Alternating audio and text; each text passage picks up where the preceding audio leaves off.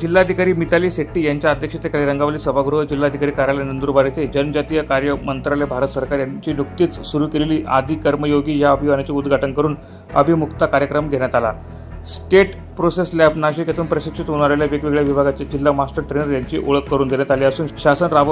राबवत असलेल्या धरती आबा जनजातीय ग्राम उत्कर्ष अभियानाबाबत सहाय्यक प्रकल्प अधिकारी देवेंद्र वाणी यांनी माहिती दिली। तसेच दिनांक 22 ते 25 ऑगस्ट रोजी नाशिक येथे संपन्न झालेल्या आदि कर्मयोगी अभियान प्रशिक्षणाबाबत प्रकल्प समन्वयक अमोल राठोड यांनी माहिती दिली। यामध्ये आदि कर्मयोगी अभियानाची थोडक्यात माहिती, त्याचे विजन, शेवटच्या घटकापर्यंत शासनाच्या विविध योजनांचा लाभ, सेवा, समर्पण आणि संकल्प या त्रिसूत्रीच्या माध्यमातून देणे आणि योजनांमधील गॅप शोधून तो दूर करण्याचे नियोजन करणे। तसेच या अभियानाच्या माध्यमातून 1 लाख आदिवासी गावांमध्ये 20 लाख आदि कर्मयोगी, आदि सहयोगी व आदि साथी अशी लीडरशिप तयार करून त्यांच्या माध्यमातून योजना पोहोचवणे हे आहे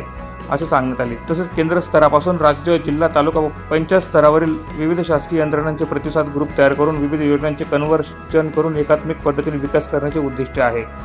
या अभिमुक्ता कार्यक्रमाला जिल्हाधिकारी मिताली शेट्टी, मुख्य कार्यकारी अधिकारी जिल्हा परिषद नंदुरबार नमन गोयल, उपजिल्हाधिकारी रोहयो व जिल्हा पुरवठा अधिकारी महेश चौधरी, जिल्हा नियोजन अधिकारी शशांक काळे,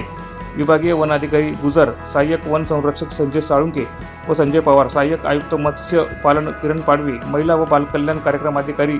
कार्यालय IS चव्हाण, गट विकास अधिकारी मनोज भोसले, AK बिराडे, सहाय्यक गट विकास अधिकारी तळोदा, सर्व विस्तार अधिकारी, पंचायत समिती, वन परिक्षेत्र अधिकारी, सर्व सहाय्यक प्रकल्प अधिकारी देवेंद्र वाणी, योगेश पागल, सायरा बानू इप्परगे, आदिवासी निरीक्षक कमलेश बागुल,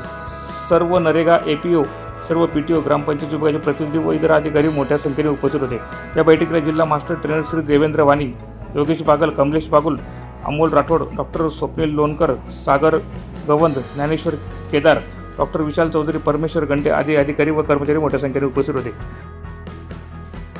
ब्युरो रिपोर्ट, माझा महाराष्ट्र न्यूज, नंदुरबार।